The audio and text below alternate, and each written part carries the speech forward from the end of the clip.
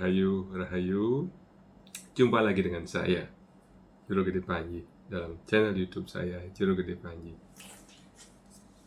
Hari ini, dalam minggu ini, rasanya seluruh konstelasi otak bangsa Indonesia ini tertuju kepada peristiwa-peristiwa korupsi, dan korupsi. Luar biasa.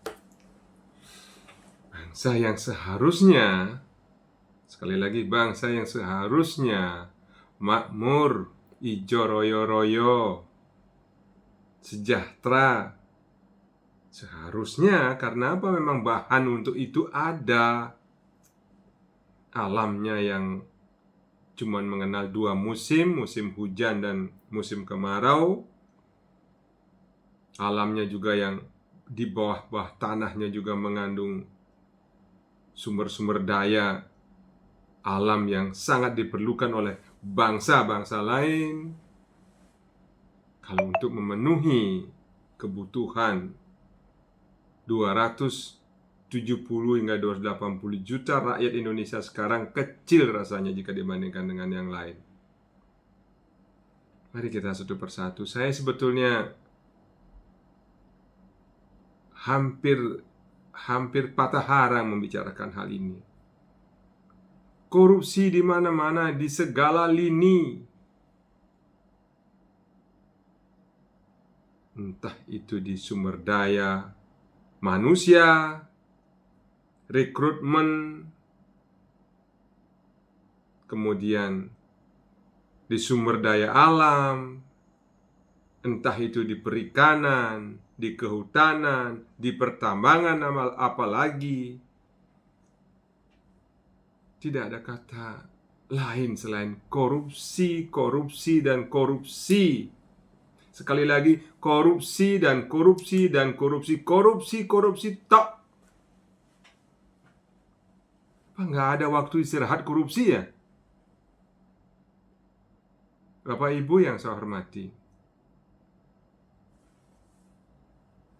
riak-riak kecil yang muncul, kasus-kasus kecil yang muncul belakangan ini dalam beberapa hari ini, itu rasanya hanya pucuk kecil. Saya yakin di belakangnya masih ada lebih banyak lagi. Bila kita bicara soal minyak, bila kita bicara soal tambang batu bara misalnya, bila kita bicara tentang tambang emas misalnya, dari mana kita membuktikannya bahwa ada sesuatu yang lebih besar yang terjadi sebelum-sebelumnya? Mari kita lihat orang miskin secara struktural di Indonesia, jaraknya dengan orang yang paling kaya di Indonesia bak bumi dan langit. Kalau saya bicara soal ini, saya pasti pusing kepala saya dan emosi, darah saya memuncak begitu. Kenapa seperti ini bangsa ini? Kenapa tidak ada empati sedikit pun kalian, wahai para maling, para garong?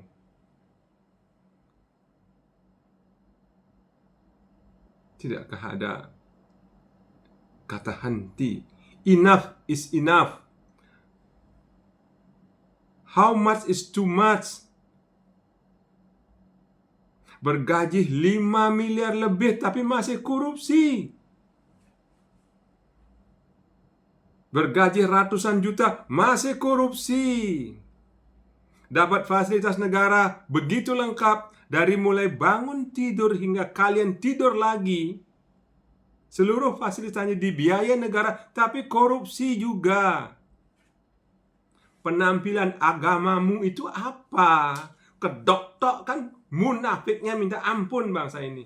Sebagian besar. Mohon maaf, tidak ada kata lain untuk menggambarkan kondisi bangsa ini selain menyedihkan. Tetapi terus terang saya bersyukur kepada Pak Prabowo. Di era beliau ini dibongkar setuntas-tuntasnya, dan saya berharap ini baru masuk dalam taraf penyelidikan. Sebentar lagi penyidikan, penuntutan, pengadilan. Mohon dengan hormat kepada para penegak hukum, baik yang bertugas menangkap, menyelidiki, menyidik, memproses, menuntut, dan memberi keadilan, mengadili di ruang pengadilan. Tolong Pak, 280 juta rakyat Indonesia sangat membutuhkan jiwa-jiwa besar Anda. Saya berharap, saya pribadi berharap, saya Jero Gede Panji berharap, semoga ada yang dihukum mati. Kami muak betul-betul Pak.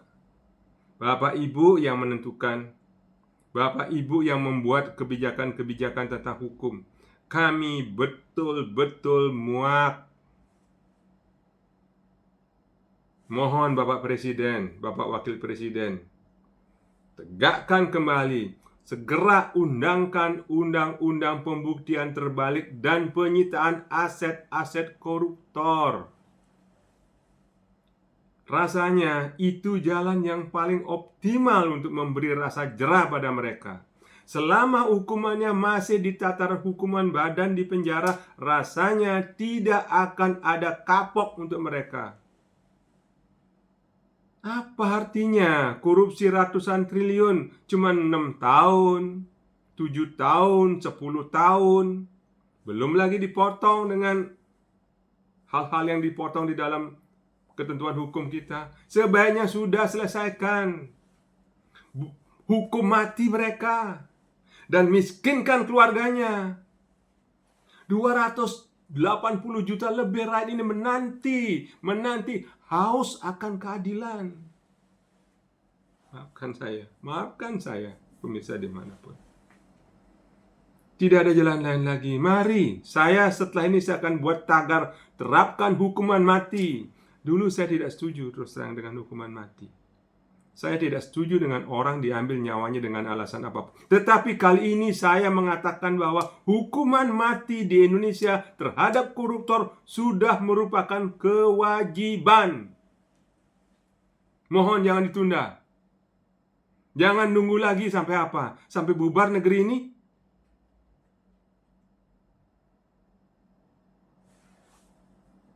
Saya sedih. Saya marah. Saya kecewa. Saya tidak mengerti. Di segala lini, di semua sektor kehidupan di bangsa, di negeri ini, ada kutu busuk, ada maling, ada rampoknya. Asuransi dikorup, pendidikan dikorup, urusan agama dikorup, pangan dikorup, pupuk dikorup, tambang dikorup. Apalagi tambang. Mungkin di sektor tambang inilah tempatnya para garong berkumpul di sana. Begitu besar potensi, begitu lebar, begitu luas harapan untuk memperkaya diri sendiri di bidang itu. Bapak Sudirman Said, mantan Menteri ESDM, mengatakan bahwa sebetulnya lucunya negeri ini tidak lebih dari 6 orang yang bisa menghitung harga kepantasan BBM yang diterima oleh masyarakat. Negeri sebesar ini yang menghasilkan minyak sejak tahun 1850 secara industri hanya punya tidak lebih dari 6 orang katanya bisa menghitung harga BBM. Dan hingga hari ini, tolong pemirsa dimanapun Anda berada, sampai detik ini tidak pernah ada laporan berdasarkan due diligence dan laporan dari sidak-sidak dari bapak-bapak kita, di ibu-ibu kita di DPR RI itu mengetahui dengan jelas di mana sejatinya titik-titik pengeboran minyaknya. Berapa sebetulnya pulau-pulau di negeri ini yang menghasilkan minyak, berapa per hari, berapa per bulan, per minggu, per tahun, dan lain sebagainya. Siapa sih perusahaan-perusahaan itu sebetulnya? Siapa sih yang memiliki rangkaian bisnis dalam bidang migas ini? Demikian pula tentang batu bara. Profesor Mahfud MD pernah menyatakan bahwa bila di sektor pertambangan hanya batu bara saja, jujur tidak usah 100%. 70% saja jujur, bangsa ini cukup untuk diberi gaji, diberi imbalan 20 juta per bulan. Itu untuk menggambarkan betapa kayanya bangsa ini sebetulnya. Betapa hebat dan besarnya karunia Tuhan, karunia alam semesta ini kepada bangsa ini. Tapi coba lihat hanya 10 orang. 10 orang manusia di bumi ini dari bisnis batu bara memiliki kekayaan nyaris 1.500 triliun. Sementara pendapatan negara berapa? Silakan dihitung.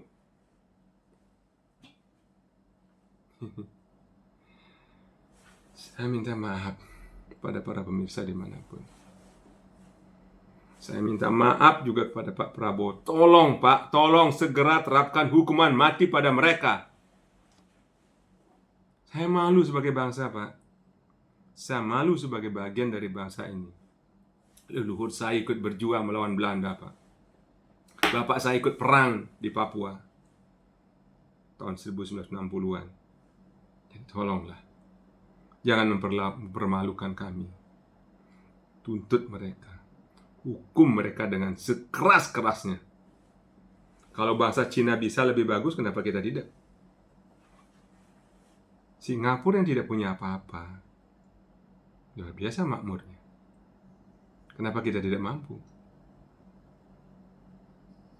Manusia jenis apa sebetulnya kita ini? Kualitas mental apa yang kita miliki sebetulnya di negeri ini? Pada bapak-bapak di KPK, kepada bapak-bapak dan ibu-ibu di KPK, di kepolisian, tolong bersatu, berkolaborasi, tangkepin para tikus-tikus besar ini. Merekalah yang menyebabkan anak-anak kita bersekolahnya tidak banyak. Mereka menyebabkan bangsa ini tidak begitu bahagia. Mereka yang menyebabkan bangsa ini selalu berhutang. Ribuan triliun hutang kita kepada bangsa lain.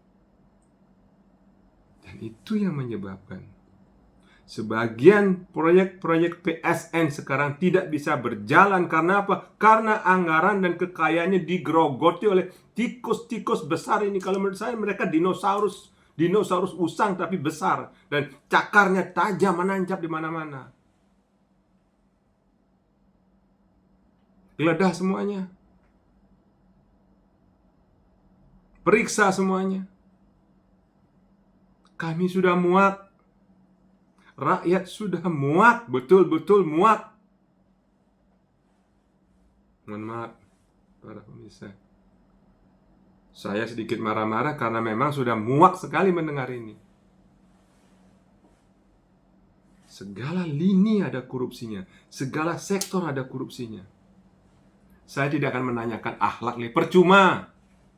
Saya yakin mereka punya akhlak semua kok, punya iman semuanya, beragama semuanya, rajin sembahyang kemana-mana, ke tempat-tempat ibadah mereka. Tapi kelakuan mereka tidak lebih dari garong kecil sebetulnya. Tapi diberi ruang, diberi keleluasaan untuk merampok bangsa ini. Sekali lagi mohon maaf. Mohon maaf yang sebesar-besarnya para pemirsa. Saya harus begini, memakai baju hitam karena saya sedang sakit hati saya, sedang bersedih saya dengan kondisi bangsa ini. Korupsi dengan dugaan 193 triliun lebih itu hanya permulaan. Hanya pembungkus kecil, itu hanya permen kecil. Sekali lagi, itu cuman permen kecil. Ya, permen kecil. Selisih kecil. Di belakangnya masih banyak. Angka lifting yang tidak pernah berubah sekian belas tahun. Perusahaan yang hanya itu terus, perusahaan yang baik pengangkutnya, perusahaan yang memverifikasi. Cobalah selidiki sampai ke Singapura. Ini benar-benar menjengkelkan. Benar-benar. Semoga gunung es ini mulai mencair, Bapak dan Ibu pemirsa dimanapun. Ini hanya hal kecil, permen kecil. Korupsi 193 triliun itu permen kecil sekali lagi. Mestinya bangsa ini super makmur, super bahagia, super sejahtera. Periksa semuanya. Ada manusia-manusia kuat di sini yang berseragam maupun yang tidak berseragam, yang berdasi maupun yang tidak berdasi. Banyak. Kalau mau jujur, banyak yang menjadi backing-backingnya. Perlu goodwill kuat sekali, perlu nasionalisme kuat sekali, perlu rasa patriotisme keras dan kuat untuk mempertahankan bangsa ini agar hari esok bangsa ini lebih bagus, lebih baik, lebih makmur bangsanya. Masa kalah sama Singapura, bangsa yang tidak punya apa-apa? Masa kalah sama Malaysia yang tidak seberapa luasnya, mungkin seluas Pulau Jawa. Kita luasnya 3 juta kilometer persegi, 17.000 pulau, lautnya mahal luas. Malu.